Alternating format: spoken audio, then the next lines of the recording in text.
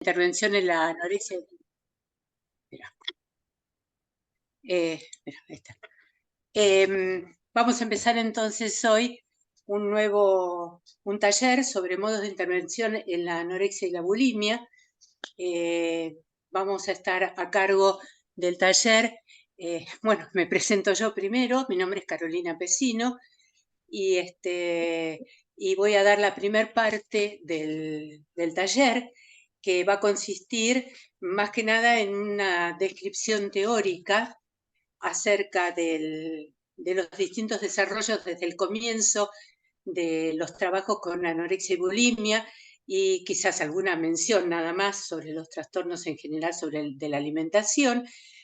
Y vamos a ver cómo lo abordan algunos autores, obviamente, tomando a Freud, a Lacan, y vamos a ir viendo también otros autores. Y la idea es esta, ¿no? Poder definir qué es la anorexia, la bulimia, y los distintos desarrollos que se fueron dando a partir bueno, del trabajo psicoanalítico especialmente, y cómo lo abordan también algunas otras disciplinas, ¿no? Para tener un panorama completo y después poder entonces sí empezar a trabajar casos clínicos, que eso va a estar más a cargo de Andrea Maldini, que bueno, preséntate, Andrea. Bueno, buenas tardes. Yo soy Andrea Maldini, les agradezco mucho la asistencia. Le agradezco también a Lautaro, que nos está haciendo el soporte técnico, a Patricia Amre y Alicia Pérego, que siempre nos convocan y nos dan total libertad para, para exponer, y bueno, nos parece muy valioso. Yo voy a estar a cargo de la segunda clase, que va a ser más práctica. Voy a presentar un recorte de caso clínico de una anoréxica.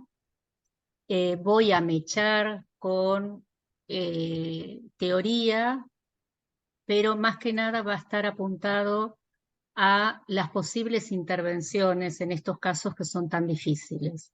O sea que un poco dividimos, Caro la parte más teórica y yo la parte más clínica. Y bueno, nos acompañamos, por supuesto. Yo alguna intervención voy a tener en lo que diga Caro y ella en lo que diga yo. Esa es la propuesta. Sí. De todas maneras, como esto se trata de un taller, siempre la intervención de ustedes es muy valiosa, y todo lo que podamos trabajar en conjunto, las preguntas que quieran hacer o los aportes que quieran hacer, obviamente que estamos abiertas, ¿no? Para cualquier intervención de ustedes. Yo le pedí como, bueno, yo voy a estar dando voy a estar en la exposición, que en todo caso Andrea se irá fijando si hay alguna intervención de ustedes, y la iremos trabajando entre todos, ¿sí? Bueno, si les parece, podemos comenzar. Ya hay unos cuantos, ¿no? Que han podido entrar, así que vamos a empezar, ¿sí? Bueno, respecto de la anorexia y de la bulimia, hoy sabemos que hay muchas consultas respecto de estos casos en el consultorio, ¿no? Y sobre todo de estos trastornos, que en muchos de los casos son solicitados por las familias, sobre todo cuando se trata de adolescentes y de niños, porque una de las grandes preocupaciones que hay en este momento es que los chicos muy chiquitos ya comienzan con estas problemáticas. Y bueno, también muchas veces los mismos adolescentes o gente joven, ¿no? Y bueno, en el mejor de los casos es cuando el mismo paciente viene y consulta sobre su preocupación por esto que le está sucediendo, ¿no? Esta modalidad, digamos, de padecer, ¿sí? Eh, Se presenta tanto en jóvenes, en jovencitos y en jovencitas, ¿no? Y cada vez, como les decía recién, de menor edad, ¿no?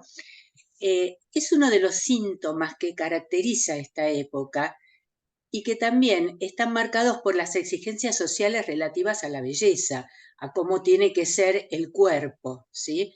aunque sabemos que eso es el disparador de conflictivas afectivas que se desarrollan en cada sujeto y que el marco social también facilita su manifestación, ¿sí? Nosotros sabemos que en distintas épocas el concepto de belleza de cuerpo fue cambiando. Si nosotros vemos cuadros renacentistas o esculturas renacentistas, vemos que los cuerpos, sobre todo de las mujeres, son mucho más voluptuosos, ¿no? Que los que se tienen ahora. Entonces, estas cuestiones también, obviamente, que influyen sobre esta enfermedad, sabiendo que, si lo tomamos desde el psicoanálisis, como es de alguna manera la postura que nosotros tenemos para abordar estos tratamientos, sabemos que esto tiene que ver con toda una estructura interna muy importante, pero que no deja de serlo también, ya después lo voy a mencionar, y de tener su influencia a la cultura, ¿no? Estas modalidades, estas manifestaciones más que nada, incluyen también los problemas en la forma de pensar sobre la comida, sobre la alimentación, sobre el peso, sobre la figura, como así también con el comportamiento alimentario, de qué manera se come, etcétera, ¿no? Sabemos que la forma de alimentación también ha cambiado, ¿no? Lo que llamamos comida chatarra, que son esas comidas, hasta diríamos, adictivas a veces, que también cambian la forma de comer y que influyen sobre estas patologías.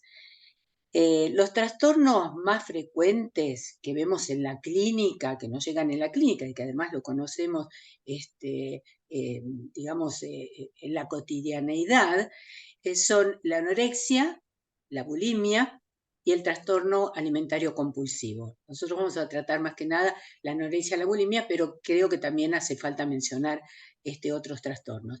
La mayoría de lo que padecen se centran demasiado en el peso, ¿sí? Si estoy gordo, si estoy flaco, la forma del cuerpo y la comida.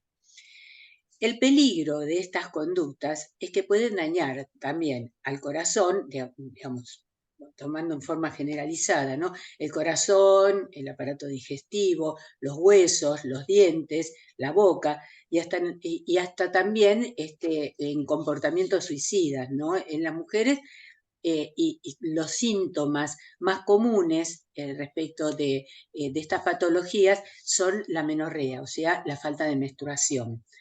Generalmente las adolescentes vienen con esta problemática, ¿no? De querer adelgazar, no comer o comer casi nada, ya vamos a verlo, y que esto lo que le produce es una menorrea, una falta de menstruación. Hay muchos tratamientos dedicados a cambiar hábitos en la alimentación. Algunos son muy compulsivos. Sabemos que hay instituciones también que se dedican justamente al tratamiento de estas patologías y que realmente apelan a una cuestión compulsiva, ¿no? De cómo hay que comer, de lo prohibido, de qué manera hay que hacerlo, ¿no? Y que algunos de estos tratamientos son tan compulsivos como el trastorno mismo, ¿no? Y otros están más orientados, este, pero ¿qué pasa? Si no tratamos la base de la enfermedad y apuntamos solo al síntoma de no comer, de vomitar o de comer compulsivamente, lo que puede hacer es anular por un tiempo lo que le sucede al paciente y después regresa y a veces en muchos de los casos vuelven con una fuerza mucho mayor, ¿no? Y que con mayor, obviamente, peligrosidad del caso. El trabajo con las familias, en especial con los adolescentes, cuando se trata de adolescentes, si son traídos por la familia, puede ser eficaz para el acompañamiento del tratamiento, pero también en otros casos no lo es, porque en otros casos a veces es la misma familia la que produce el trastorno. Hay que ver, tratar de evaluar eso también, ¿no? En los tratamientos.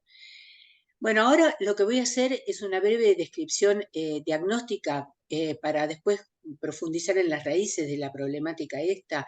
Es decir, lo que voy a hacer es una descripción de lo que es la anorexia, la bulimia, como para, ya les digo, para tener un panorama general y después meternos en un poco más dentro del desarrollo más, más interno del paciente, más estructural del paciente. ¿Qué es la anorexia? ¿No? La anorexia, o también es llamada anorexia nerviosa, puede ser un trastorno alimentario mortal en muchos de los casos, en los casos más graves, ¿no? Se manifiesta como miedo excesivo a aumentar de peso y una impresión generalmente muy engañosa de la figura corporal, ¿no? Eh, por ejemplo, puede consistir en limitar drásticamente la ingesta de calorías o suprimir ciertos tipos o grupos de alimentos.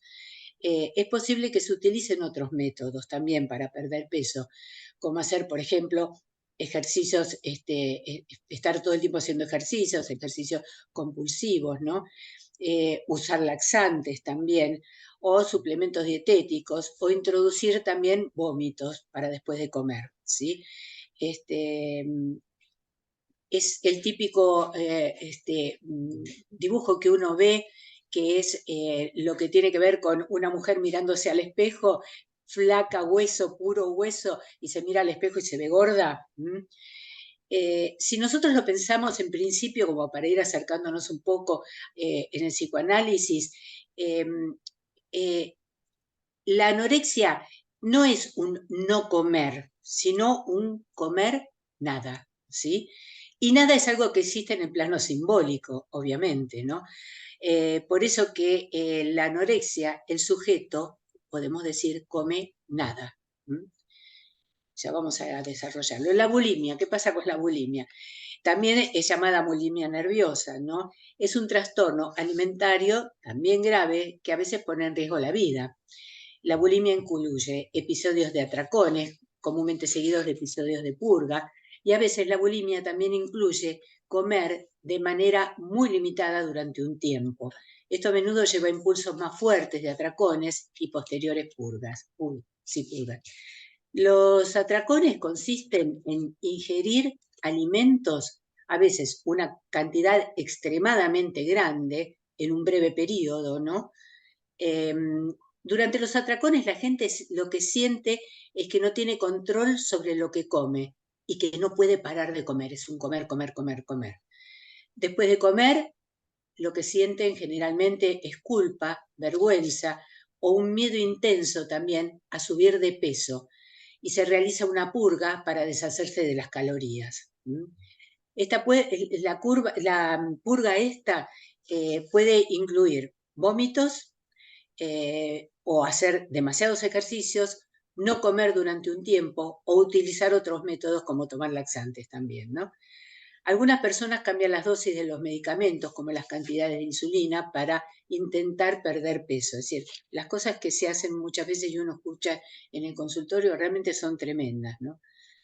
La bulimia también implica estar preocupado por el peso y la forma del cuerpo, además de una autocrítica grave y dura de la apariencia personal. Se ven feos, gordos, desalineados, que nadie los va a mirar o que los miran mal, depende, ¿no? En la bulimia lo que asistimos es a la actividad pura de la pulsión, volviendo, ya entrando en el psicoanálisis. Aquí lo que no cuenta, aquí no cuenta el objeto que se come, sino la propia actividad de comer, ¿sí? Esta compulsión a comer todo constituye el punto de máxima convergencia de la bulimia con el nuevo imperativo social que regula el programa y los objetivos de la cultura, ¿no? Cómo debe ser lo que decíamos al principio. Lo que cuenta no es qué objeto se consume, esto es importante tenerlo en cuenta, sino la propia actividad del consumo, el consumo del consumo, ¿sí? No nos olvidemos que estamos además en una sociedad consumista, ¿no? Y el hecho de comer, la forma de comer, el comer o no comer, también está dentro de estos mismos parámetros. Después tenemos, así como para nombrarlo, los trastornos alimentarios compulsivos, que consisten en ingerir los alimentos en un lapso corto de tiempo. El comer compulsivamente, se tiene la sensación de no tener el control sobre la comida, pero después de un atracón no se produce la purga. Lo que tiene es esto, no se produce la purga. Durante el atracón es posible que las personas coman más rápido o más de lo previsto, aunque no tengan hambre. No es una cuestión de hambre, es una cuestión de comer, comer, comer. Y pueden seguir comiendo a pesar de sentirse demasiado llenos, ¿no? Después de un atracón, las personas suelen sentirse con mucha culpa, asco o también vergüenza, ¿no? Mucho que sucede también en la bulimia. Puede que sientan miedo a aumentar de peso y que traten de restringir la ingesta de comida drásticamente durante ciertos periodos. Esto ocasiona un aumento del impulso de atracones, lo que genera un ciclo poco saludable. La vergüenza puede llevar al individuo a comer a solas para ocultar los atracones. Por lo general, los atracones se repiten al menos una vez por semana, ¿no? Esto desde el punto de vista clínico, más médico, ¿no? Después también lo que tenemos son los trastornos por evitación o restricción de la ingesta de alimentos. El trastorno por evitación o restricción de la ingesta de alimentos incluye comer de forma extremadamente limitada o no comer determinados alimentos. El patrón de alimentación a menudo no satisface las necesidades nutricionales mínimas. Esto puede llevar a problemas de crecimiento, de desarrollo y funcionamiento de la vida diaria también, ¿no? El desgano, el sueño, la poca fuerza, ¿sí? Sin embargo, las personas con este trastorno no tienen miedo a subir de peso o aumentar el tamaño de su cuerpo. En cambio, puede que no les interese comer o que eviten los alimentos con un determinado color, textura, olor o sabor, ¿no? También pueden preocuparse por lo que pueda ocurrir al comer. Por ejemplo, pueden tener miedo a atragantarse o a vomitar, o les puede preocupar tener problemas de estómago. Esto es más frecuente en los chicos más chiquititos, ¿no? Bueno. Vamos ahora entonces a empezar un poquitito a meternos más en lo que nos interesa desde el punto de vista del psicoanálisis, sin abandonar también otras posturas, porque vamos a tratar de ser un poco más holísticos, más integrativos, para no separar lo que comúnmente se suele hacer en nuestra cultura, que es separar el cuerpo de la mente, ¿no? Tratemos de pensarlo integrativamente, que también ya lo vamos a mencionar más adelante, ¿no? Entonces vamos a empezar respecto de lo que tenga que ver con el término, de dónde viene el término de anorexia, ¿sí? El término de anorexia sufre modificaciones en el tiempo, ¿sí? Es un término de alguna manera bastante nuevo en nuestro léxico, en nuestro vocabulario. Proviene del griego con el prefijo a, que sería in, ¿no? En el castellano, y es el grado cero de negación, es un no absoluto. El a es un no absoluto. El verbo tiene varias acepciones, que quiere decir alcanzar, tocar, vender, ofrecer, dar, expandirse de gozo, desear a alguien, y muchas otras acepciones más. Ahora, fíjense que ninguno de estos conceptos nos remite a comer, ¿no? Pero anteponiéndole el prefijo de la negación, diríamos por la misma traducción que la palabra que más le cuadra a anorexia sería sin deseo o falta de gozo, ¿sí? Es interesante entonces cómo este vocablo ha sido acuñado por el nombre de la enfermedad de falta de apetito o de negación de comer, dándole de esta manera a la comida un atributo tan solo del lado de la necesidad, no comer, ¿no? Incluso si se la empleara como falta de apetito, se lo podría pensar como la pérdida del mismo, como falta de gozo, de deseo, y no tan solo como una negativa caprichosa a ingerir alimentos. Bien, ahora bien, en el tratamiento de la bulimia y la anorexia, no el tratamiento mismo de la bulimia y de la anorexia no diferiría en la forma de escucharlo a como cualquier otra estructura, tanto neurótica como psicótica. Por ejemplo, para la medicina, para el dentista, para el nutricionista, para los psiquiatras, ambas son pensadas como síntomas, ¿sí? Pero un diagnóstico magistral, digamos, no nos dice nada acerca de ese padecer, más bien tranquiliza al que lo emite. Nosotros sabemos y hemos visto y vemos en el consultorio diariamente con los pacientes que recién ingresan y a veces pacientes ya con alguna poca trayectoria, ¿no? En psicoanálisis, que los tranquiliza pensar que son histéricos, neuróticos obsesivos, que son bulímicos, anoréxicos. Entonces, ellos son eso, son bulímicos, son anoréxicos, ¿sí? Pero eso tranquiliza, es decir, soy esto, ¿no?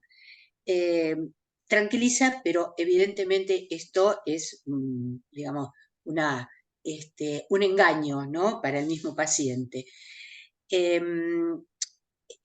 Cuando todos estos tratamientos, la medicina, el nutricionista, el dentista, ¿no? Porque traen problemas en la dentición también estas enfermedades, cuando todos estos tratamientos siguen sin saber qué hacer frente a un sujeto que no responde o se resiste a ser tratado, como si fuera el perro de Pavlov. ¿Ustedes se acuerdan del perro de Pavlov? Este, que es el que da de alguna manera inicio a la psicología conductista, que lo que habla es acerca del condicionamiento, ¿sí?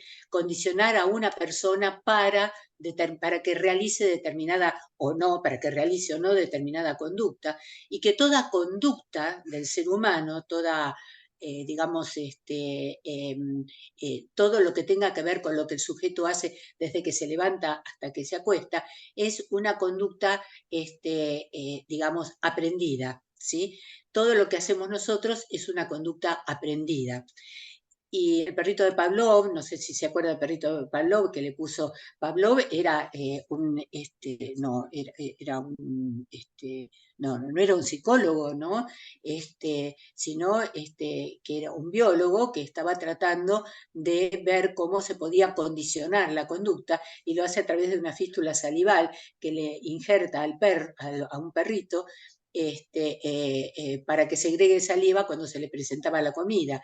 Entonces le tocaba una campanita, que una campanita era digamos, un estímulo neutro, que tiene que ver la campanita con una comida, pero lo que hacía Pablo era hacer sonar la campanita, y después de la campanita venía la comida. Entonces al principio el perro, bueno, con hambre no tenía ningún problema, comía, pero después de digamos, de varios intentos, cada vez que la campanita sonaba, el perro empezaba a segregar jugo gástrico porque ya sabía de que iba a venir la comida, ¿sí? El jugo gástrico sabemos que es fundamental para poder digerir los alimentos. Entonces, esto lo que toma en Estados Unidos John Watson, es tomarlo para generar conductas adaptativas en las personas. Inclusive lo llaman para un congreso y Pablo decía, ¿yo qué tengo que ver con los seres humanos? Yo estoy tratando al perrito, viendo la cuestión de la fístula salival y bueno, hasta que entendió por qué lo estaban llamando, ¿no? Y ahí es donde, bueno, nace toda la teoría del conductismo. Entonces, eh, pero ¿qué pasaba? Sí, está bien, algunas conductas se iban modificando, pero después se traducían en otras, ¿no? Es decir, aparecía desde otro lugar esta cuestión de las conductas. Bueno, entonces algunas personas, volviendo a lo nuestro, se resisten, digamos, de alguna manera a tratarlos como si fuera el perro de Pavlov, ¿no? No tenés que hacer esto. Si vos no querés comer, tenés que tratar de esta manera, como hay otras, digamos, otras instituciones, ¿no? Aluba, que lo que hacían era hasta ponerle cadenas con candados a la heladera para que el paciente no abriera la heladera y se comiera todo, por ejemplo, ¿no? Este, eh, de alguna manera lo que hacen también es privar al sujeto de su intimidad, ¿no? Y podemos decir que el sujeto a lo que se resiste es a ser domesticado, ¿no? Como un perro. Por supuesto, y lo sabemos porque la pulsión y el deseo son inaccesibles a la sugestión. Es decir, el deseo, la pulsión, no se pueden domesticar desde ningún punto de vista, y esto como psicoanalista lo sabemos desde un comienzo, ¿no? Bueno, también sabemos que es el cuerpo, de alguna manera, que es, perdón, el lenguaje, el que recorta el cuerpo del sufriente. Son las palabras sufrientes las que tienen que ser liberadas ante una conducta como esto, ante lo que le sucede en estas patologías. La palabra nada tiene que ver con la anatomía, nos decía Lacan, ¿no? Es así que se insertan en el cuerpo las palabras, debiendo desanudarlas de la metáfora sufriente para develar su enigma, ¿sí? Es decir, esta es la que se anuda al cuerpo, la palabra se anuda al cuerpo, y esto es lo que nosotros como analistas tenemos que tratar de develar, ¿sí? Desde la perspectiva, desde esta perspectiva, ¿no?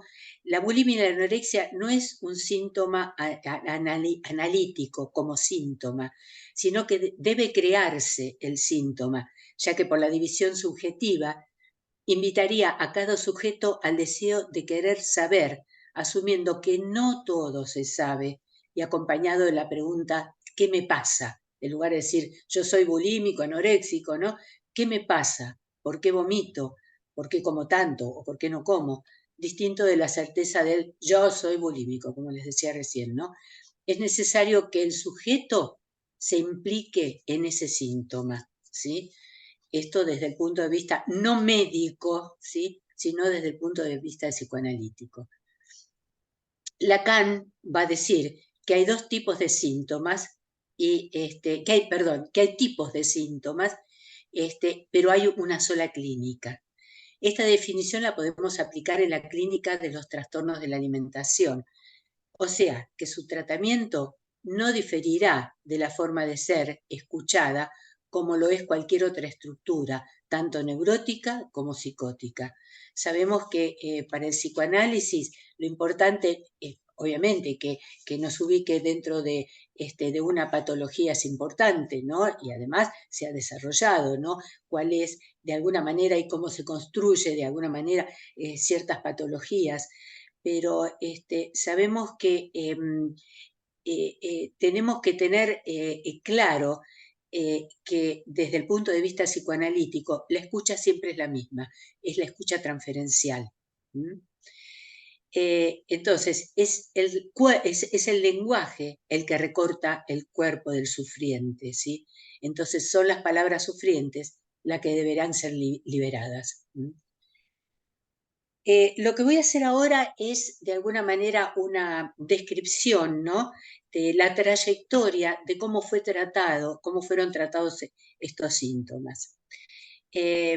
Nos vamos a remitir entonces a los albores del tratamiento psicoanalítico, o sea, desde Freud, ¿sí? Cómo empieza Freud a tratar y a pensar estas patologías. Para Freud, los vómitos y el asco a los alimentos formaban parte de toda la serie de fenómenos histéricos frecuentísimos en la época de él, derivados de escenas sexuales infantiles. Son estas las primeras referencias en las que podemos situar la anorexia, ¿sí? Estas, digamos, si hacemos un raconto, un estudio y un análisis de esto desde la literatura de Freud, vamos a ver que esto empieza por esto, la escena, la escena traumática de Freud, que derivan de escenas sexuales infantiles, de escenas sexuales infantiles. Como síntoma histérico, entra en las generalidades de dicha afección y hasta más o menos 1897 lo sustenta en la etiología traumática como acontecimiento que implica un excedente no tramitado vía la palabra. en tanto se trata de vivencias que suscitan afectos penosos, los cuales han perdurado incompletamente abreaccionados. Han perdurado, perdón, incompletamente abreaccionados, ¿sí? O sea, no han podido salir y, bueno, se tramitan por ese lugar. Es entonces la acción frente al trauma y el lenguaje como sustituto de aquella que dice, existe el propósito de expresar el estado psíquico mediante uno corporal, para el cual el uso lingüístico ofrece sus puentes. Es decir, a través de la palabra poder llegar a esto que él llama estas afecciones, ¿no?, frente a lo traumático. En el caso de Ana O, Freud se refiere al asco como una sensación displacentera propia de la mucosa de entrada del aparato digestivo y que va acompañada de perturbaciones alimenticias.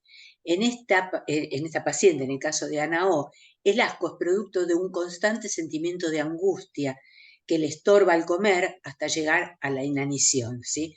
En estos primeros momentos, ¿no?, el caso de Ana O, que no era un caso específico de Freud, ¿no?, sino de Breuer, sabemos de que, bueno, Freud era médico, por lo tanto, algo de esto se va como deslizando, ¿no? Hasta que, bueno, va pudiendo hacer un desarrollo más específico de lo que va a ser el psicoanálisis. Acá todavía el psicoanálisis no estaba como tal, ¿no?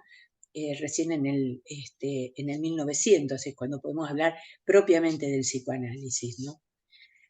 En 3 ensayos, Freud concibe el asco junto con la vergüenza y lo moral. Los poderes anímicos que constituidos durante la latencia se presentarán más tarde como inhibiciones en el camino de la pulsión sexual. Estos son palabras de Freud en 3 ensayos. El asco como defensa que se opone a la libido lo encontramos ya en los manuscritos de Duelo y Melancolía, y el abordaje que Freud hace allí de la melancolía en su estrecha relación con la anestesia sexual, ahí es digamos, una buena relación con la anestesia sexual y establece, por un lado, un paralelismo entre la melancolía y la anorexia, o sea, lo que es llamado la neurosis alimentaria. Y por otro, una analogía entre anestesia histérica y anorexia histérica, ¿sí? Ahora bien, en el paralelismo entre la melancolía y la anorexia está dado en relación a una pérdida. Y él dice, pérdida en la vida pulsional del propio sujeto, ¿sí? Acá hay algo del orden de la pulsión que se pierde. Eso es en la primera, o sea, digamos, entre la melancolía y la anorexia. Y en la otra es la pérdida, o sea, entre la anestesia histérica y la anorexia histérica hay una pérdida hay una pérdida de la libido en la otra, o sea, en esta última, correlacionándose esto último con el hecho de considerarla anestesia como falta de tensión sexual psíquica. Ahí hace esa diferencia. Después, nuevamente, en 3 ensayos, postula las vías de la influencia recíproca como una suerte de camino de ida y vuelta entre la sexualidad y otras funciones no sexuales del cuerpo.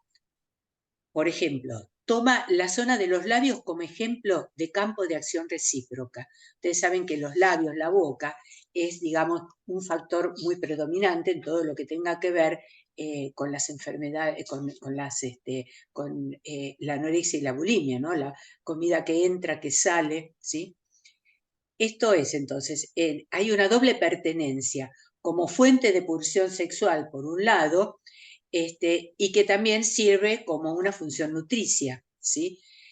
El montaje por el cual la nutrición genera una ganancia de placer independiente de aquella y que nos permite comprender la nutrición y nos permite comprender que la nutrición sufra perturbaciones cuando son perturbadas las funciones erógenas de la zona en común, decir, hay una zona en común que es la boca y cuáles son las perturbaciones que sufre esa ubicación, digamos, del cuerpo frente a las vivencias de cada paciente, ¿no?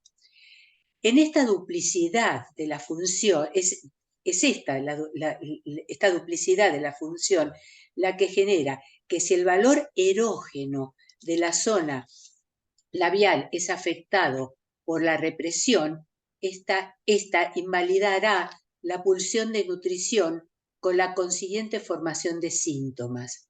Y dice entonces, muchas de mis pacientes con trastornos alimentarios, como el globus hystericus, esto dice, el globus hystericus es ese nudo en la garganta, esa sensación de tener un bulto o algo atorado en la garganta. Entonces, ese globus hystericus es un estrangulamiento de la garganta y él dice que en sus años infantiles deben haber sido estas pacientes que él atendía grandes y enérgicas chupeteadoras, ¿no? Plantea también las consecuencias patológicas que necesariamente habrá de producirse toda vez que un órgano quede implicado en la disputa entre dos grandes grupos pulsionales.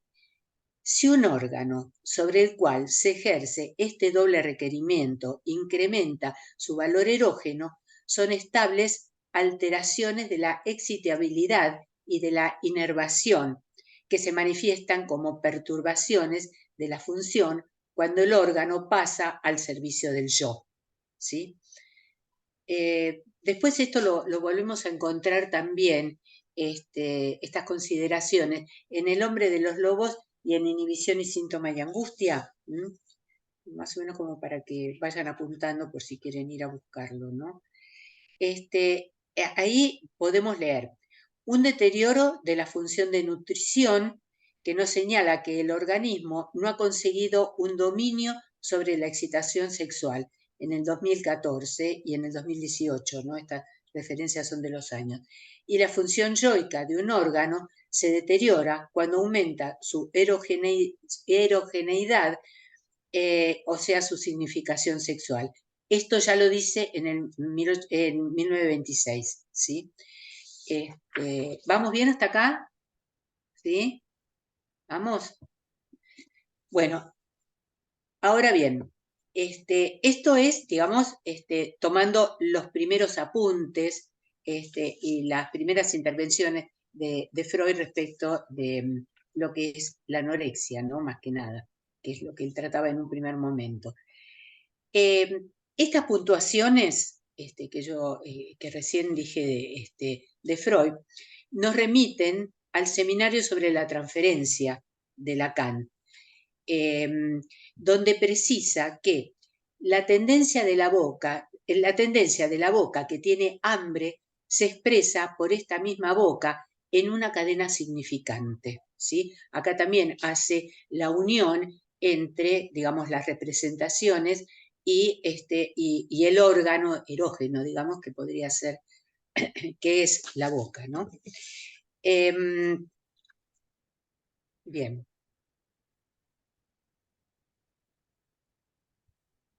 Podemos preguntarnos entonces qué es un síntoma, ¿no?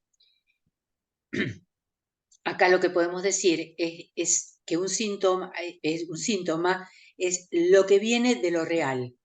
Un pececito voraz cuya boca solo se cierra si le dan de comer sentido. Colette Soler lo que destaca que tanto Freud como Lacan notaron secundario el aspecto terapéutico, siendo la finalidad del psicoanálisis la de querer saber algo de cómo el inconsciente regula al sujeto, distinto de lo que se espera en el efecto terapéutico. Porque desde esta perspectiva no nos alcanza con saber que la bulimia y que la anorexia pueden ser presentadas como un síntoma médico, hace falta que el sujeto se implique en él, ¿no? Ya no hace falta, digamos, así, bulímica, anoréxica, no, es justamente qué se pregunta el sujeto sobre lo que le sucede, ¿no? Siendo toda esto siendo que toda entrada en análisis es necesaria vía la histerización discursiva. Esto quiere decir que el sujeto dirige al otro su propio síntoma, amén de intervenir el sujeto en el trabajo de la asociación libre. A eso entendemos por implicación, ¿sí?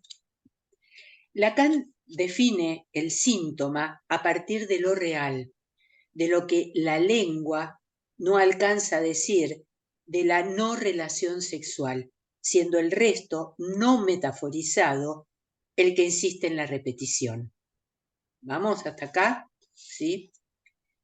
Lacan a lo largo de su enseñanza planteó 3 paradigmas diferentes respecto de lo que es la anorexia mental, ¿sí? El primero es en Los complejos familiares de 1938, hablaba de una fijación del estado oral asociado a la anorexia, a las neurosis gástricas y a la toxicomanía. Después, más tarde, como digamos, como segundo aspecto, en los seminarios 4 y 5 y en la Dirección de la Cura de 1958, trae el objeto nada, que esto es importante, trae el objeto nada como objeto puramente simbólico, como un significante puro, significante de la irreductibilidad del deseo a objetos de la necesidad y del goce. Ya en 1964, en el seminario 11, el nada pasa de objeto simbólico a real, imposible de reducirse al campo del otro simbólico. El sujeto no quiere saber nada del saber del otro, ¿sí? Comer o no comer tapa el agujero, ¿sí? Ya sea en la bulimia o en la anorexia, ¿no? Comer o no comer. La contribución de Lacan en el seminario 21, ya en las finalizaciones digamos, de sus enseñanzas, aparece un cuarto paradigma en el que se produce una especie de ruptura con las concepciones anteriores, ¿sí? Aquí había un acercamiento entre la anorexia y la toxicomanía. En ambos casos los sujetos gozan lo más posible de su objeto. Ya no hay una acción dirigida al otro, sino un rechazo del saber inconsciente. La acción aquí gira en torno a un pseudo saber, a un saber vacío que no produce nada. Parasita los pensamientos, comer, no comer, calorías, etcétera, ¿no? Es esto lo que se paraliza. La elucidación en torno a la comida clausura el espacio del sujeto y de la falta, ¿sí? En el rechazo a la comida de un sujeto neurótico hay una demanda dirigida al otro, y la anorexia puede ser una respuesta a una defensa a los impases de la sexualidad, como es muy frecuente en jóvenes durante la pubertad. En las anorexias psicóticas o verdaderas hay un fracaso en el proceso del atravesamiento de la pubertad. En este caso, la anorexia ocupa el lugar del fracaso, ¿sí? Aquí no hay función metafórica de la anorexia, sino el goce sin límites. Bueno, esto más o menos haciendo un raconto muy breve, obviamente, de aportes de Freud y de Lacan. Yo tomé, digamos, un autor contemporáneo, actual, que ha trabajado mucho sobre, y tiene mucha experiencia en el campo de los desórdenes alimentarios, que es Massimo Recalcati, no sé si lo escucharon ustedes hablar, que él trabaja mucho todo lo que tiene que ver con la anorexia y la bulimia. Ya les digo, es un autor contemporáneo italiano, y que tiene varios libros escritos, ¿no? Y él lo que plantea es una clínica, tratando de entrar un poquitito en la parte de la clínica. Él lo que plantea es la clínica del vacío, ¿sí? El centro de la clínica del vacío tiene que ver con, para este autor, con las problemáticas narcisistas. Se incluye en ella, dentro de estas problemáticas narcisistas, la anorexia, la bulimia, la toxicomanía, los ataques de pánico, la depresión y el alcoholismo.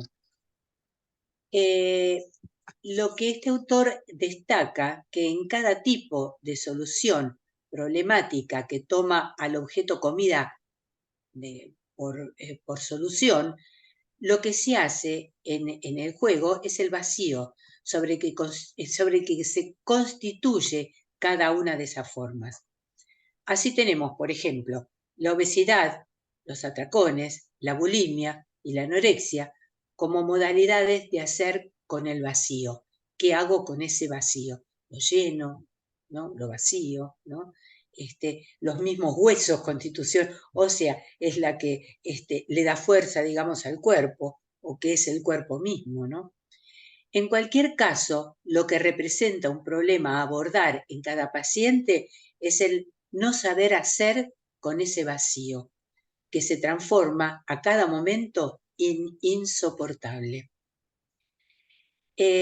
Quizás una orientación a tomar en cuenta en relación a la idea del vacío es que en la época en donde no hay lugar para la falta, ya que todo debe ser colmado, lleno de cosas, nos debemos inclinar hacia un giro sobre lo que falta como aquello que hace posible el deseo. Si lo que sucede en las dificultades del comer es llenarse, o llenarse y vaciarse, o llenarse de nada, como en el caso de la anorexia, lo que finalmente se pone en juego es una negación de la falta, ya sea por vacío o por lleno. Justamente aquí es donde debe abrirse un campo a explorar en el trabajo clínico con los pacientes, en este tipo de dificultades, ¿no? Que quedan atrapados en el juego del llenado y vaciado, ¿sí? En torno a un vacío, y que la vía posible de tratamiento pasa por dignificar la falta, es decir, producir un giro que va del vacío a la falta. La falta por estructura, ya sabemos que anida el deseo, ¿no? Y permite articularlo y, por tanto, sacarnos del circuito cerrado de taponar el vacío y hacer con eso, y qué hacer con eso que falta. Una nueva forma de relacionarnos en un vínculo más sano con la comida, ¿sí? Es decir, en la medida que uno dice hay algo que falta y se puede trabajar, establecer una cadena significante respecto de lo que le sucede al paciente, va a poder hacerse un giro, ¿no?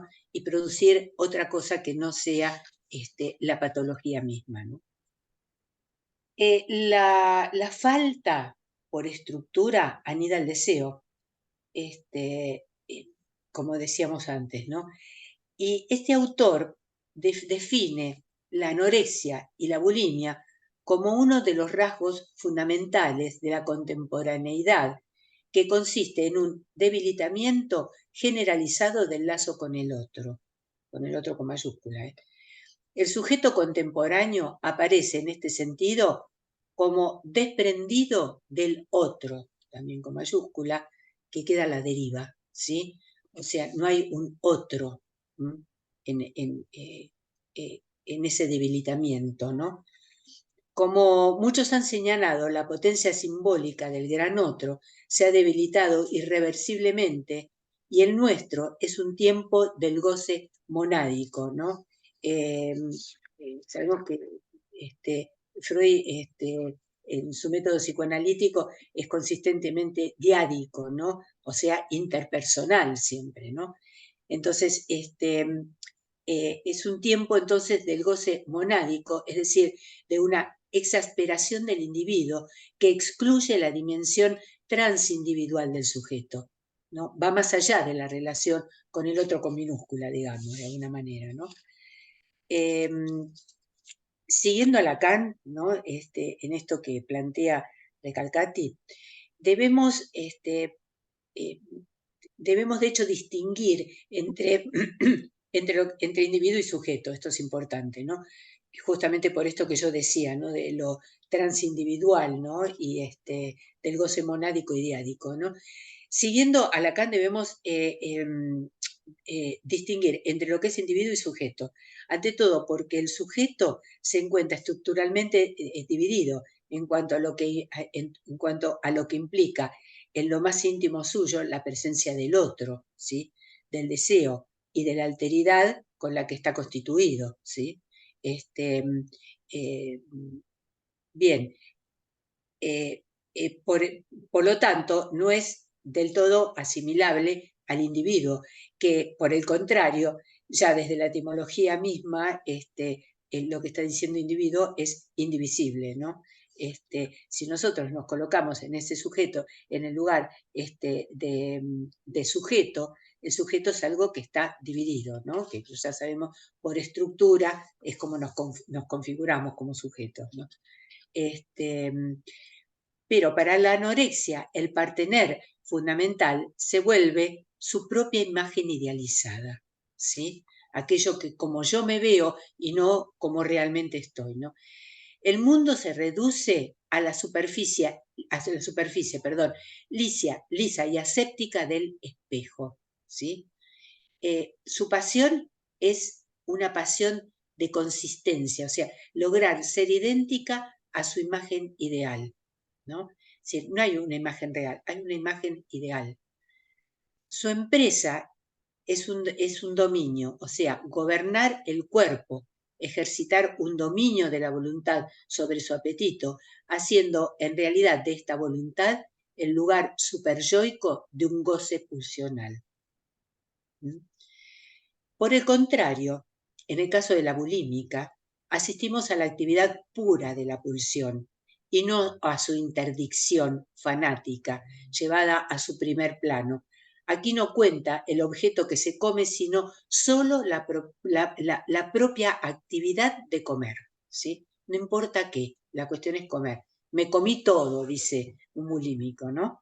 Esta compulsión a comer todo a comer todo, constituye el punto de máxima convergencia de la bulimia, con el nuevo imperativo social que regula el programa o los objetivos de la cultura misma. Aquí es donde introducimos nuevamente a la cultura, ¿no? Como parte integrante de todo esto.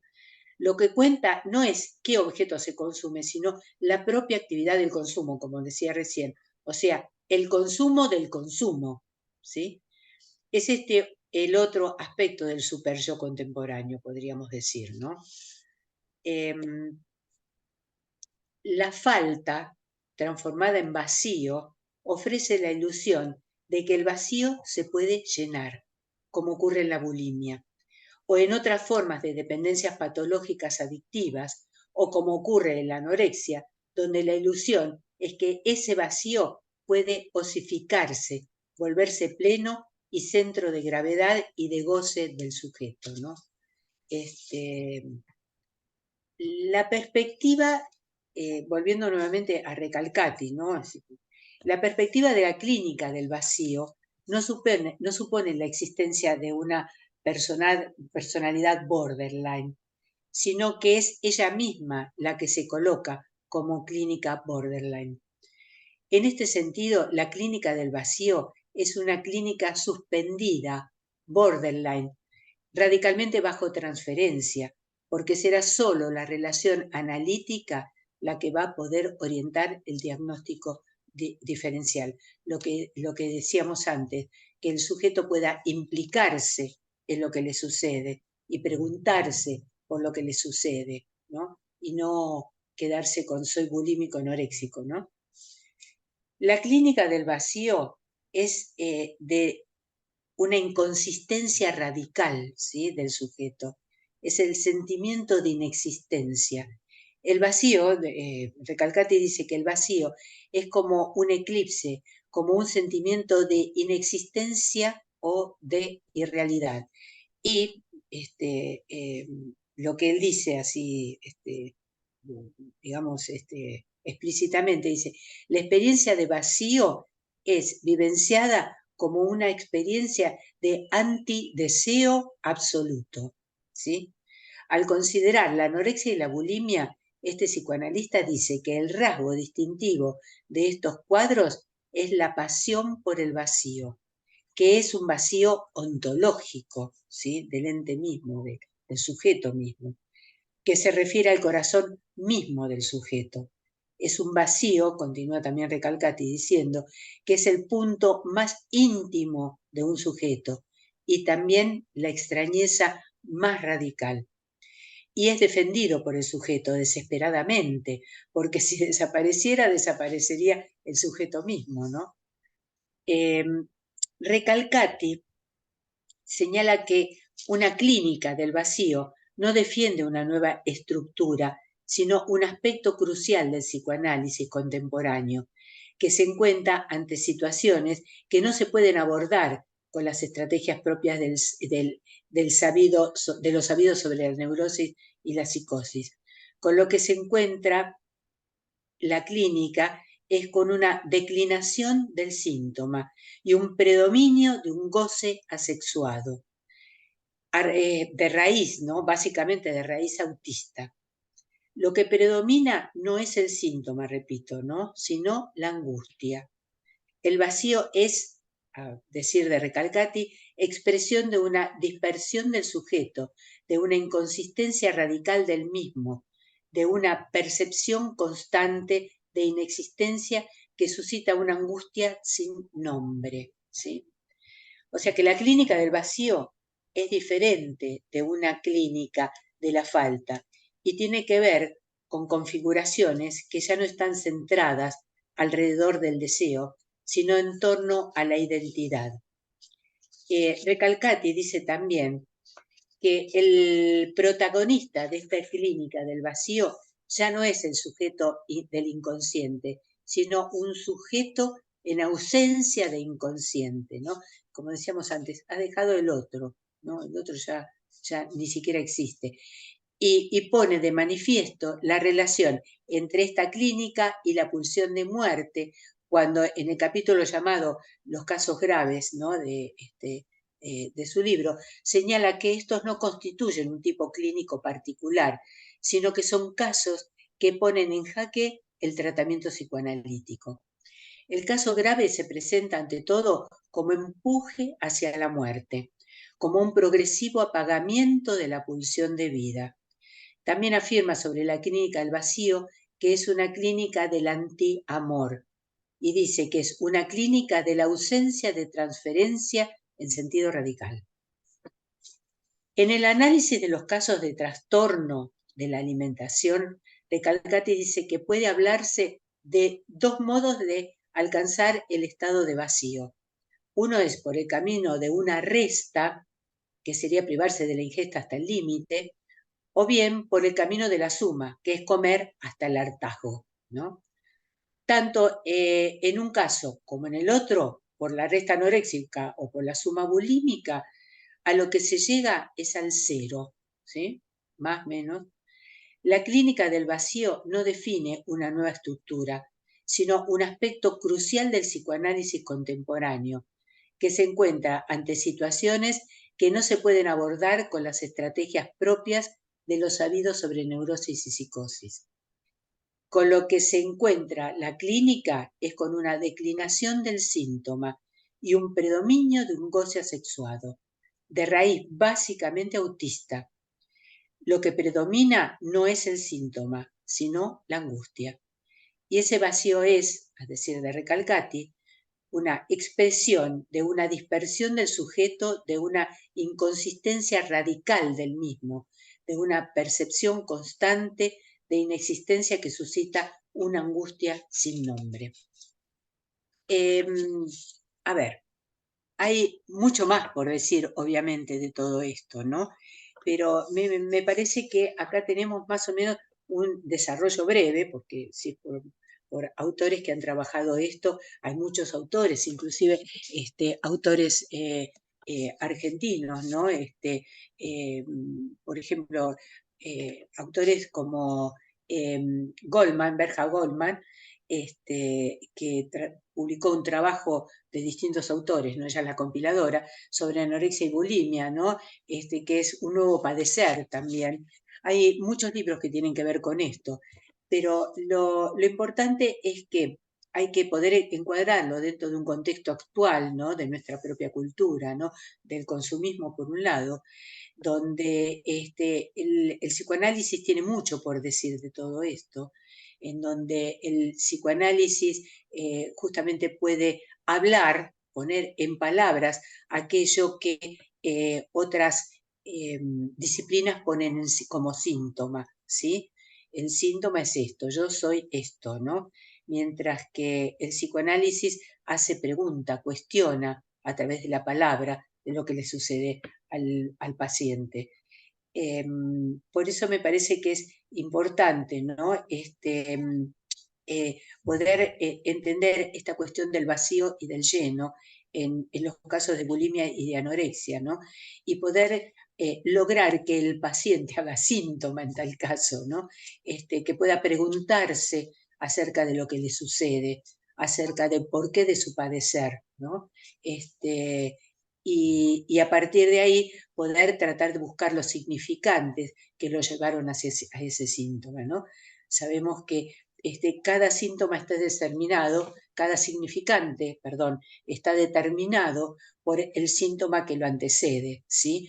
Y que vamos de esa manera haciendo los enganches, digamos, la cadena significante que nos puede llevar, obviamente en forma ilusoria, a ese primer significante que es el que funda, digamos, lo humano, ¿no? Que es lo que tiene que ver pura y exclusivamente con el ser humano, que son las cadenas significantes y que nos diferencian de los animales, ¿no? En donde no lo hacemos por instinto, comemos por instinto para preservar la especie o para poder continuar con la vida, sino que hay un algo más, un plus que tiene que ver con lo pulsional, que tiene que ver con el deseo, que tiene que ver con el otro, ¿sí? Y que tiene que ver con las relaciones interpersonales también. Caro, Sí, discúlpame, sí, porque sí. veo que No, nos dale. queda poquito tiempo. Sí. Eh, ¿Podremos pasar a comentarios o preguntas de los asistentes a través del Sí, chat? simplemente yo lo que quería decir, que es lo que dijimos al principio, ¿no? Cómo operar con la dimensión de este vacío, ¿no? En la posición del analista. Y que esto es lo que vamos a ir viendo en la próxima, en el próximo encuentro, ¿no? Del jueves que viene. Así que bueno, hasta ahí, ¿no? Y ahora me parece Bueno, sí que sería bueno, bueno, si que puedan tienen, hacer por algún comentario. favor, preguntas o comentarios y los pueden escribir en el chat, yo los voy leyendo para ir respondiendo. Ujú. Si no, pueden prender, creo que pueden prender, ¿no? El audio y No, decirlo eso no verbalmente para sé, no escuchar. no sé si Sí, acá están todos, pueden. no sé, a ver, Lautaro, si nos podés decir, Lautaro sí que está acá. Sí, sí, el que quiera puede habilitar su micrófono y hacer Ahí está, cualquier pregunta. Ah, bueno, ahí bueno, está, mejor, más más fácil. fácil. Sí, más fácil, sí.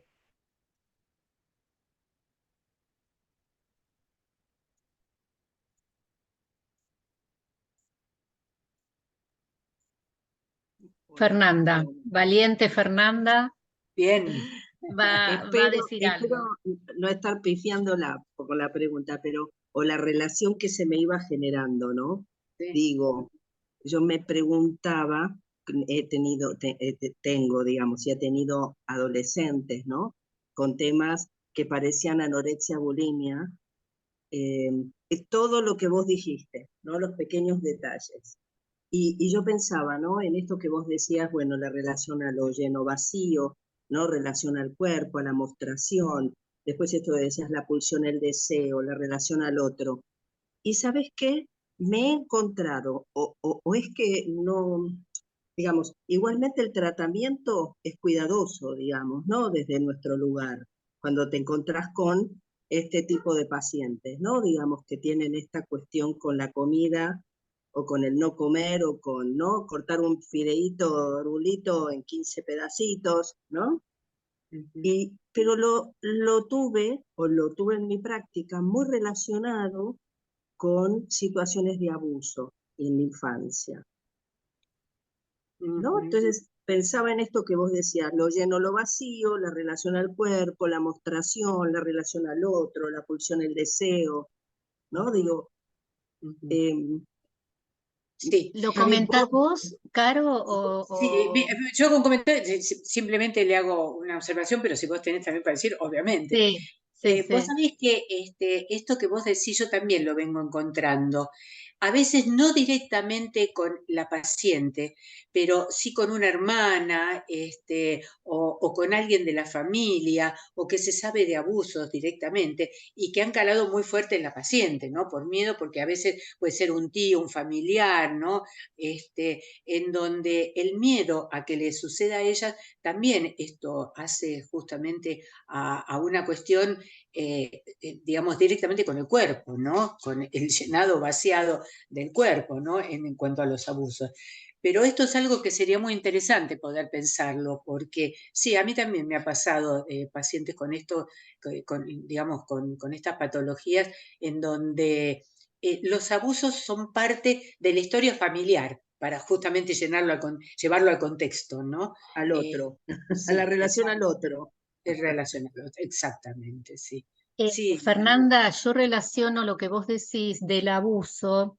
Mira, estos pacientes, que hay autores que los asocian con las toxicomanías, el fenómeno psicosomático, ¿no? Con otro tipo de pacientes graves, tienen tres cosas en común. Una es la dificultad en hacer transferencia. Por eso nos exigen muchas maniobras que vamos a charlar en profundidad la próxima. Una tendencia al acting out, o sea, no ser representados por un síntoma o por una formación del inconsciente, sino de lo que sufren es de acting. Y la tercera tiene que ver con lo que vos estás diciendo, que es un trauma infantil no reprimido, ¿no? Que muchas veces es un abuso, que no tiene que ver como con otros pacientes netamente neuróticos, que a lo largo del análisis aparece ese recuerdo por asociación de un abuso, sino que en estos casos el paciente viene y te dice, yo fui abusada, o sea, eso no está reprimido y es una fuente de dolor emocional permanente. O Sí, sea que lo que vos estás trayendo es justo, me parece a mí, yo lo relaciono, puede haber otros traumas infantiles, pero bueno, el abuso es un paradigma de trauma infantil, pero no está reprimido. Esa es la diferencia con una neurosis común, digamos, ¿no? Claro, Pero muy no interesante está lo que... relacionado con la llamada, ¿no? Con eso en el edípicamente, digamos, en la constitución de la demanda, el deseo y la demanda, digamos ahí, ¿no? En la ausencia, presencia, en la donación de dones, ¿no? Ya sé, ahora entendí. Exactamente. Perfecto, Sí, perfecto. súper interesante. muy interesante Claro, eso, sí. Sí, porque vos lo traes y a veces esto es interesante porque uno puede compartir con el otro, por eso estos talleres a veces son tan interesantes, porque uno es, bueno, sí, vengo escuchando y sigo escuchando y algo debe tener que ver con esto, ¿no? Entonces es interesante como para seguir pensándolo, ¿no? Porque claro, lo entonces ahora me constitutivo hago la tiene que pregunta. ver, ya sabemos, con las historias familiares también, ¿no? Es decir, que los Claro. padres, lo que transmiten a sus hijos, ¿no? Y las historias que se van dando durante el trayecto del crecimiento de una criatura, ¿no? Y estas cuestiones asexuadas, como decíamos, ¿no? Así, quitado, digamos, lo pulsional. Mm. ¿Qué te preguntabas, Fernanda? Algo, bueno, un poquito de lo que después se contestó. Y me preguntaba, ¿no? Claro, ahora esto de no reprimido, ¿no? Claro, no tiene representación inconsciente, en el inconsciente. Y pensaba, ¿y por qué? ¿No? ¿Por qué? ¿Por qué justo al cuerpo? Porque también se generan problemas de tiroides, ¿no? En niños de 11 años, 9 años, a que fueron abusados, digo, ¿no? Digo, esta relación con el cuerpo. pero me he Porque encontrado con mucha más anorexia y bulimia, ¿no? Con esta reacción en el cuerpo. No sé, sería No, para... no no te olvides. totalmente, no totalmente, pero alguito voy a aproximar la clase que viene, alguito a esto que traes. Yo no voy a hablar de abuso, pero sí va a estar el cuerpo presente. Claro, Y porque hay por ataques de ahí pánico. se te arma más esta cuestión, ¿no? Pero bueno, Claro, esto no se agota en 2 clases, es no, riquísimo, por claro, eso es importante que ustedes Es aporten también. abrir la puerta Claro. para pensar y seguir pensando. Pero a ver si Y es un poco lo que vos estás diciendo, Fernanda, no te olvides que el cuerpo y la constitución subjetiva, digamos, la estructural, van juntas, no podemos separar, es lo que yo dije al principio, no podemos separar el cuerpo de la mente, digamos, no sé si, no es el término exacto, pero de la estructura, ¿no? sí. Entonces, todo aquello que está en relación al cuerpo y que sufre, digamos, o que de alguna manera es víctima o lo que sea de una situación traumática, obviamente que es representado en el sujeto a su manera, es decir, no todos reaccionamos de la misma manera frente a una misma situación. Pero sí sabemos que, a modo de Freud, si lo tomamos desde Freud, ¿no? Hay ciertas zonas erógenas, ¿sí? En la infancia, que en la medida que sufren alguna situación específica o por una relación específica con su entorno, esto se resignifica de una determinada manera diferente que a otros, ¿no? Es el famoso, a ver, yo tengo los hijos, mis hijos yo los traté siempre igual y nunca hice diferencia entre ellos, qué sé yo, y sin embargo, ¿cómo es que son tan distintos, no? Y sí, porque las vivencias y la cadena significante se arma en cada uno con lo de cada uno, ¿no? Pero que, bueno, todo entra por los sentidos, obviamente, ¿no? Entonces no podemos mirar.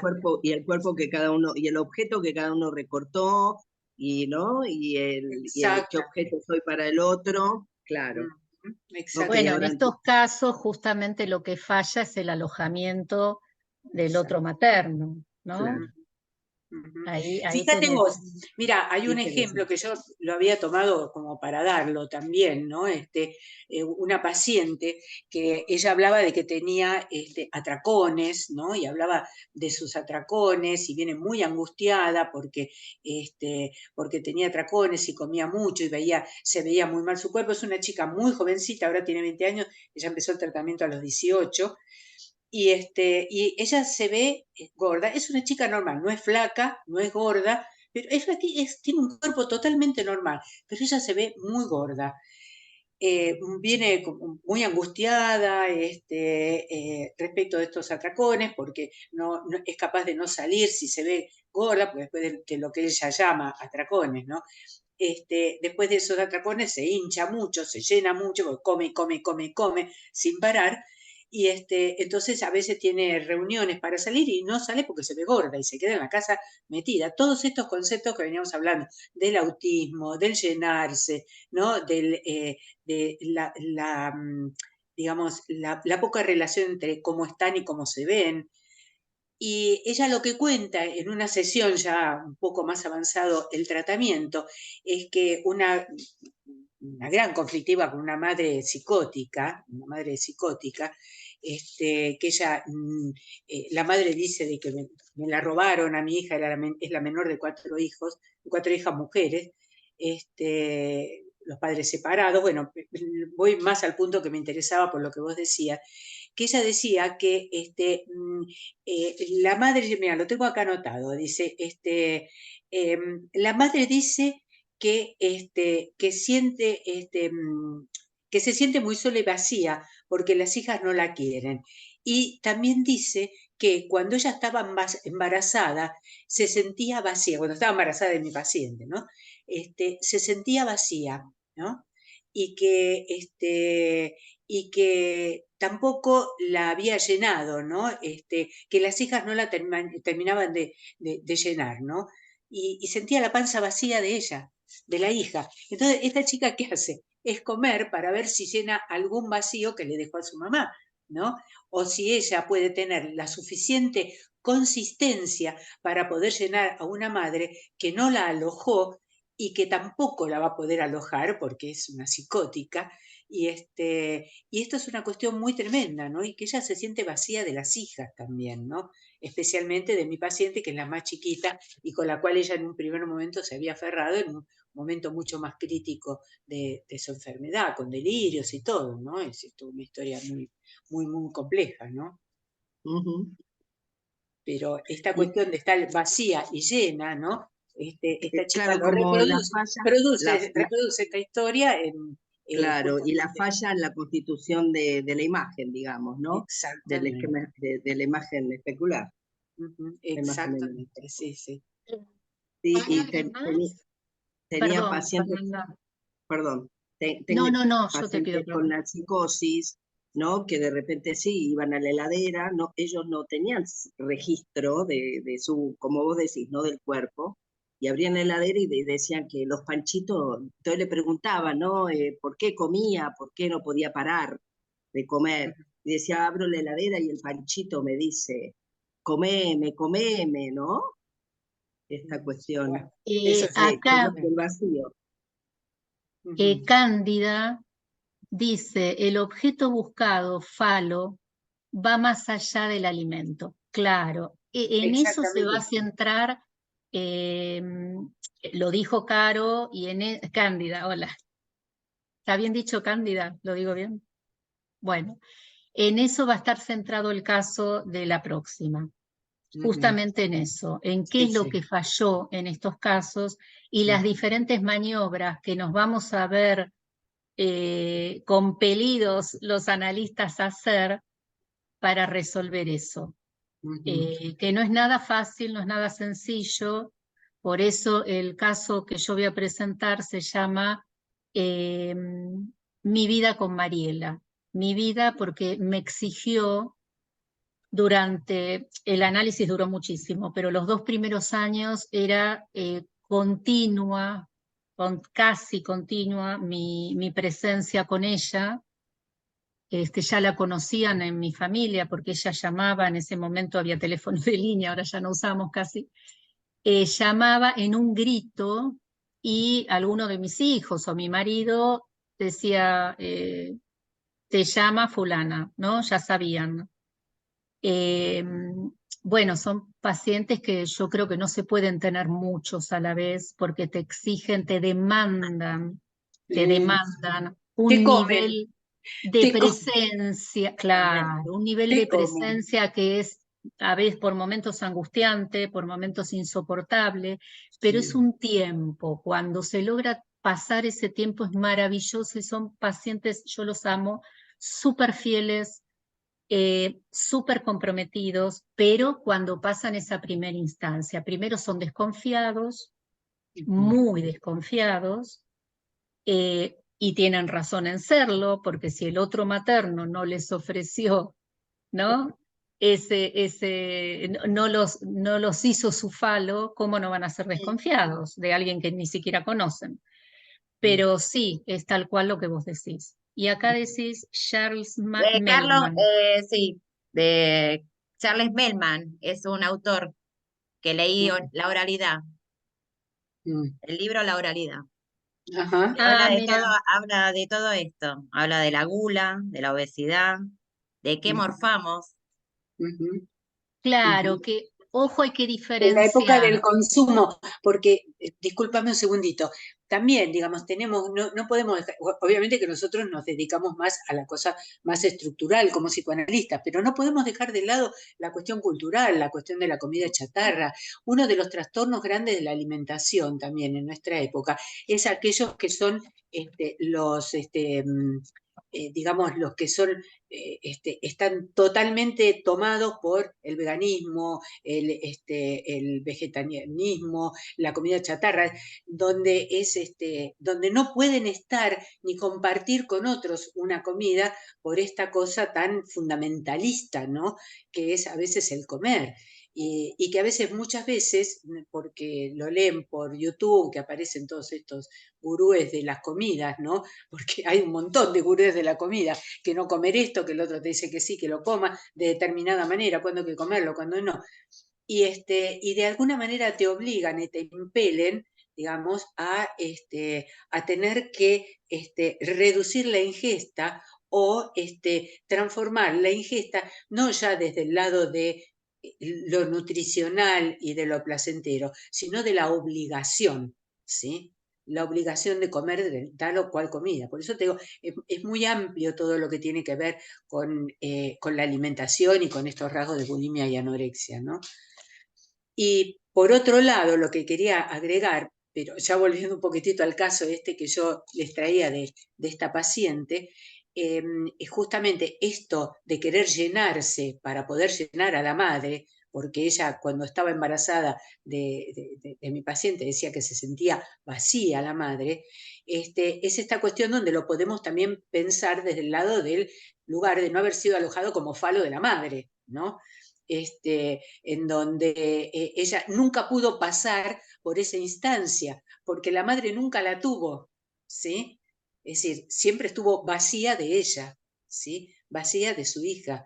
Entonces, la necesidad de pasar por esa instancia hace que ella, por un lado, coma, pero por otro lado se angustia, porque evidentemente esto no lo va a lograr nunca, llegar a ser el falo de su madre, ¿no? Los casos son muy interesantes, estos casos, porque, bueno, además de la cuestión de la comida, en estos casos también hay un padre. ¿Cuál es la función del padre, no? En estos casos. En el caso de esta chica, el padre, que es una familia muy, muy especial, pero bueno, el padre, cuando se separa de la madre, en una cosa muy, muy conflictiva, una separación muy, muy conflictiva, violenta inclusive, él quiere asumir el rol de la madre porque dice, por mis 4 hijas, yo no quería que le faltara nada, y entonces le da y le da y le da cosas, ¿no? Y el padre mismo, lo que les dice, le dice a sus hijas, ustedes no se pueden quejar de la vida, porque tienen todo lo que necesitan, no les falta nada, ¿no? Y ella lo que sentía, lo que me dice, yo creo que para mí eran esos comentarios, ¿no?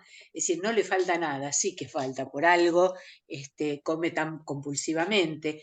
Al principio, obviamente, se provocaba vómitos, ahora lo que hace es gimnasia, gimnasia, gimnasia. Es decir, come, ingiere, cuenta las calorías de los alimentos, vaya a hacer gimnasia y se mata haciendo gimnasia, ¿no? Que es otra de las características, ¿no? de estas personalidades, ¿no? De estas patologías. Bueno. Mellman, por ejemplo, dice que con respecto a la intervención, ¿no?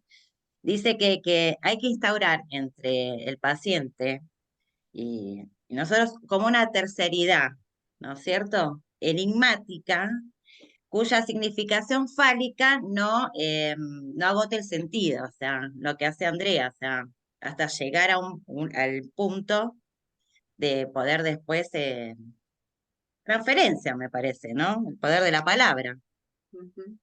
de ir más lejos. Y a poder interrogarse por lo que le pasa, ¿no? Tal cual. Claro, la dificultad es que no vienen representados por un significante, vienen en acting.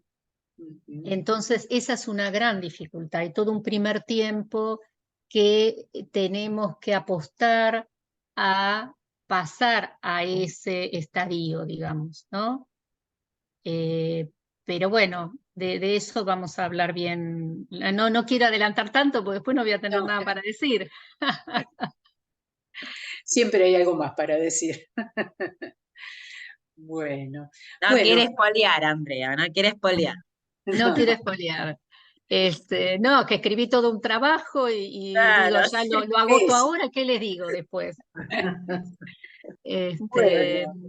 Muy interesante, muy bien, Bueno, Carolina. chicas, gracias por Gracias. participar, por Nos vemos comentar. el jueves que viene, así podemos continuar. Inclusive, si todo esto que hemos trabajado hoy va suscitando nuevas ideas, nuevas preguntas para hacer, bueno, tenemos una clase más todavía como para hablar. Lo mismo las o los que no, hoy no, o les que no participaron, están reinvitados a traer comentarios, preguntas, etcétera. Muchas gracias. A ustedes. Chao. Gracias a todos. Chao, hasta luego.